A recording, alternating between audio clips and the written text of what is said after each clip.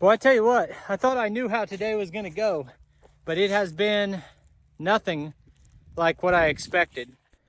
Hey, it's Brock here from Rock Hill Farms, and today we're going to be doing a controlled burn. And even though I have the fire department here helping, and these guys have experience doing these types of burns, nothing about the process today went according to plan. The first problem is what you can see right here.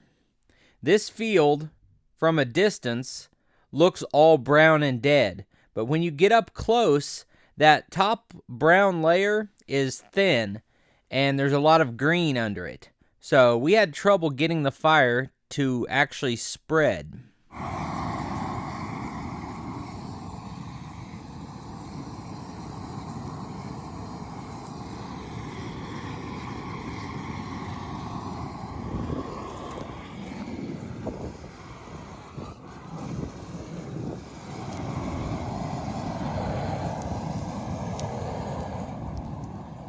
I'm guessing some of you are wondering why I'm burning this instead of just bringing the tractor or the skid steer down here and mowing it off. Well, I did a full video explaining that, which I will include links to in the description and at the end of the video. But just to give you the cliff notes, this property is called Rock Hill Farm, and it's not because of its geographical location. This hillside, when you go up about another 50 feet from where we're at now, is just solid rock, and it's really hard to get a machine up. I really debated the pros and cons of spending 100 hours manually clearing this and trying to tame it down or burning it off. What we decided was a controlled burn followed by the manual cleanup.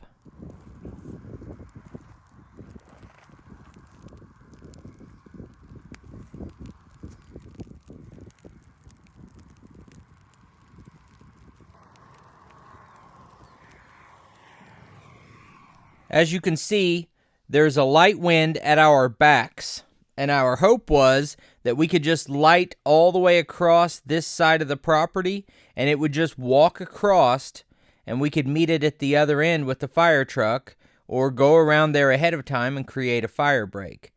But we eventually gave up on lighting this part, which isn't terrible because this is an easy part of the property that I actually can mow. It's up the hill that I can't manage.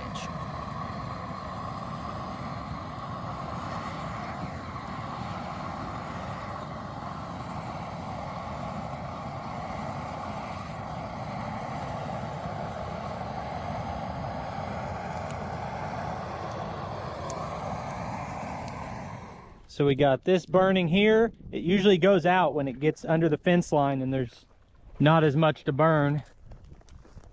And then we're spreading up this way. Not near as fast as I thought, but it's spreading. So there's my house over there. The property line is around where this tree is at. And this is the other half of the property. We're hoping to get all of this to go up, but it's spreading slow. And the fire department has that because you guys do control burns. Yeah, we usually use this for back burning. For what? Back burning, so like what you were saying earlier, we'll go onto the other side, burn a line, and then burn everything to the line. So if you had a fire that was out of control up here, you could burn a strip down here. Yes, sir.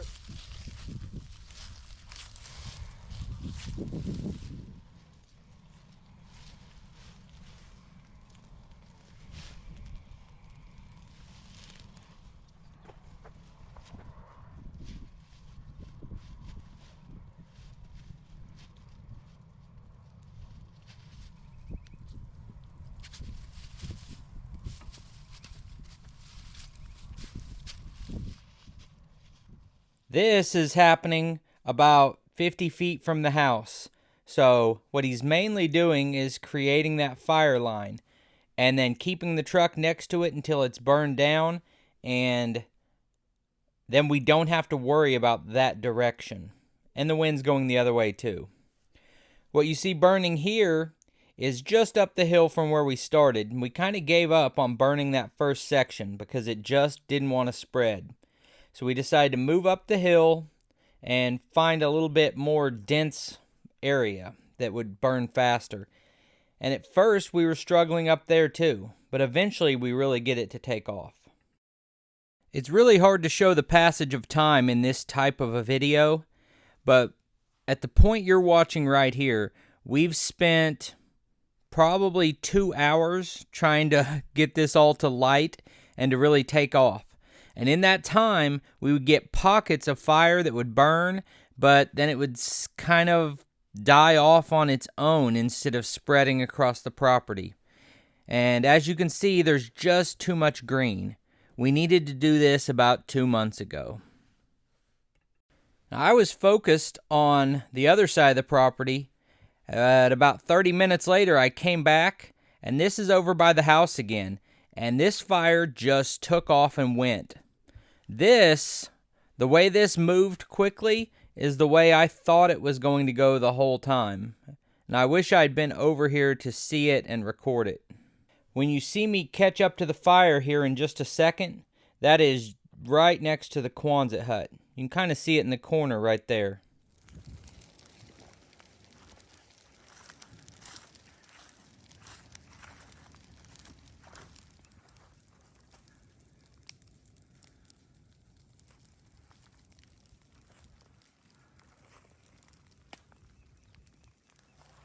So these firefighters are not being paid to be out here. They're volunteers, and one of them is my neighbor. So I really appreciate the time they spent working on this.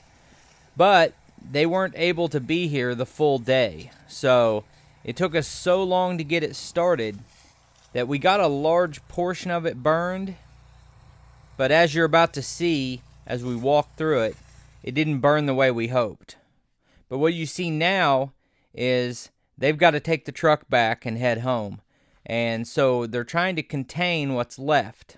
So the irony is that it took us a long time to get it to light, and when it finally did, it also took us a long time to get it put out. At the beginning of the video, I said that this didn't go according to plan, but that part of having trouble lighting it is not what I'm talking about. These guys tried to leave the property in a state that there wasn't much concern of the fire getting out or spreading onto the neighbor's property. But I didn't want to take any chances, so after they left, I went around the entire perimeter of everywhere we had burned and tilled a stretch 1 pass wide, about 6 foot, because the type of slow-moving fire we have today is not going to cross this dirt. All right, so this did not go at all the way I thought it would. And I'm going to take the GoPro up there so the footage is better. Hopefully the wind noise isn't too bad. And just show you what we've got. Here we go.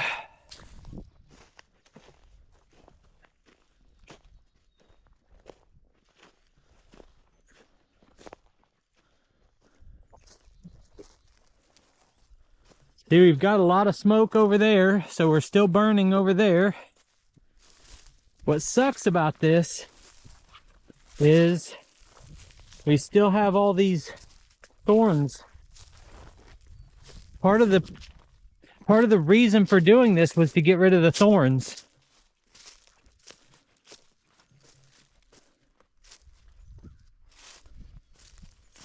And we've got fire there and here and down there.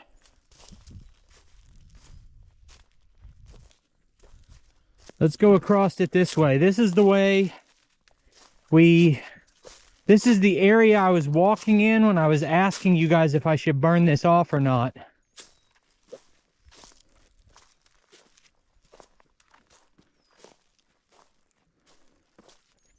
I guess the good news is I don't think it killed off these cedar trees, because what I was debating was, can I keep these cedars? And some of them are burnt up, but the bad news is it didn't get rid of this stuff over here. Some of this stuff's going to be burning a long time, but I mean, like, that's burning pretty hot, but it can't go anywhere because everything around it's already burnt off.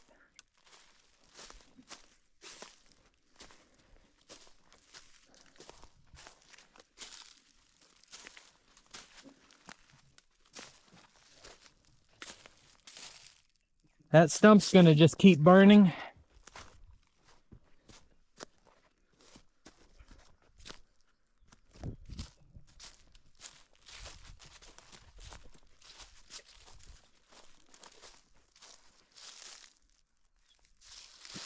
We got a fire on that log right there.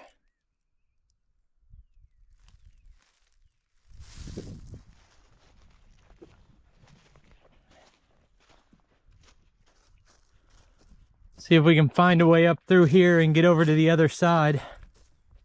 Where I'm at now is up the hill from the Quonset hut, where the fire was really spreading well on its own.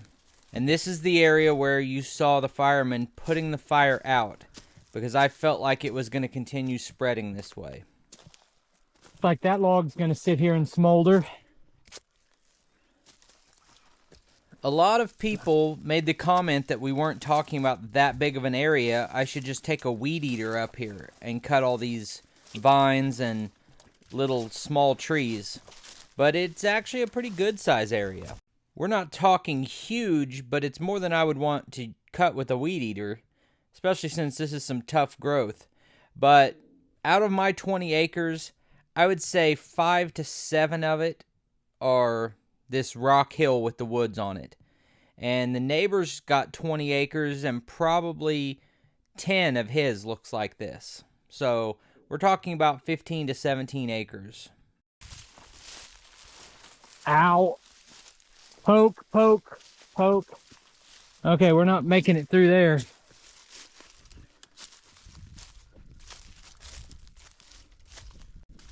As I talked about in the previous video, my purpose for doing this is not that I want all of this gone. What I want is the brush and the thorn bushes gone, and I want to select the right kind of trees to keep and maintain on the property. And it's just hard to find any valuable tree species up here, although towards the end I think I did find some. See, this burned, but it didn't do anything to these trees. This is all going to have to be done manually. I was anticipating a much hotter, bigger, faster moving fire that would just burn up all these briars and thorns in its path and kind of just clear everything out. And that's just not what happened. Okay, we got flame down here. Now those are the flames I'm not worried about because they can't go anywhere. I can bring the skid steer up here, and I'm going to, but when you see these outcroppings of rocks, that's just what's protruding from the ground. A lot of those are enormous 4, 5, 6 foot rocks that are mostly buried, and taking a track machine across this, or a tractor, is a rough ride, and it's hard to do any cutting or other work on that rough of a terrain. So we've got fire breaks up here on the other side, but we don't really have fire breaks out that direction. A lot of people suggested goats, and I wouldn't rule that out as an option, but we don't have the fencing for it right now, and it's just not something I'm ready to deal with. The second most popular suggestion was to harvest these rocks and use them either to build our own projects with or sell them. And that's something I would like to do, especially if I could get my hands on a Mini X. All right. See, we had fire up in all of these places, and when it was time to leave, we kind of put them out. So the bad news is that burning did not clear this out the way we were hoping. But the good news is, I believe the ash from the fire is beneficial to the soil. We're still smoking over here. Now the neighbor wants his property burned, and he was one of the firefighters out here working. And he said we would try this again, hopefully in a couple weeks, but if not, when it dries out. Some of you guys were asking about how I was identifying these trees.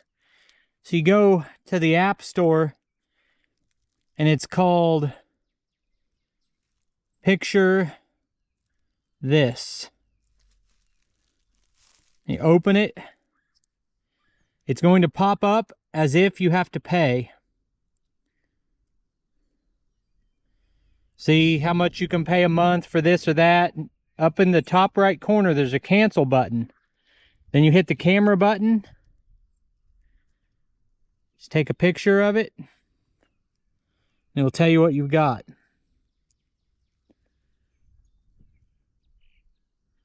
Prairie sumac. We've got a bunch of sumac here. We've got a bunch of big trees that are down. We got these big trees that are hung up. Part of me wants to just devote my life to manually cleaning all this up. But I also have other things that I want to do. So there's a rabbit right there. I don't know if you guys saw it, but I definitely saw a rabbit. When I saw that rabbit, I immediately felt guilty for destroying their wildlife here. But we're surrounded by hundreds and hundreds of acres like this that are completely untouched, so there's no shortage. And the other reality of the situation is that all clearing does this, and that includes farming, and it includes opening up a spot where your house sits. But with fire, it's moving so slowly, the animals know it, can smell it, and get away if they need to. Most of what I'm seeing is logs that are still burning, but if you look at that tree, when the fire comes through, these trees that have been dead for a while will start burning and just keep burning.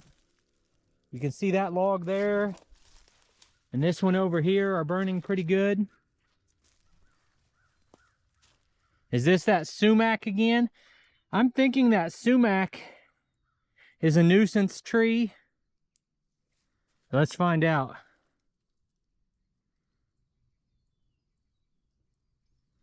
We're scanning.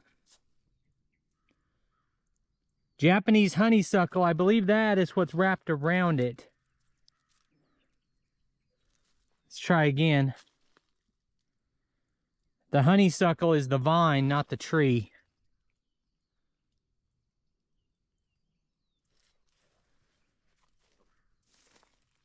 That says black cherry. That's not right. If that's a cherry tree, we're keeping it. What I want is to find the desirable tree species and keep those, but get rid of the junk. And that's not easy when your property's so hard to get across. We got more logs burning over here. Once again, that said black cherry. And as you can see, the fire has been through all of this, but it didn't do anything to the vegetation. It just took off the leaves, basically. What we're really looking for is the type of fire that's going to keep going and, you know, leave this area, and making sure we have windbreaks in every direction. So I thought this was as far as anything was burned. We didn't light anything over here, but the fire has come across, and I'm seeing flames over here. Everything that's in front of me that hasn't been touched by the fire is part of what we were planning to burn off. It just didn't work the way we hoped. But I appreciate you taking time to watch the video. I'll put links on the screen to a couple more videos, and I'll see you next time.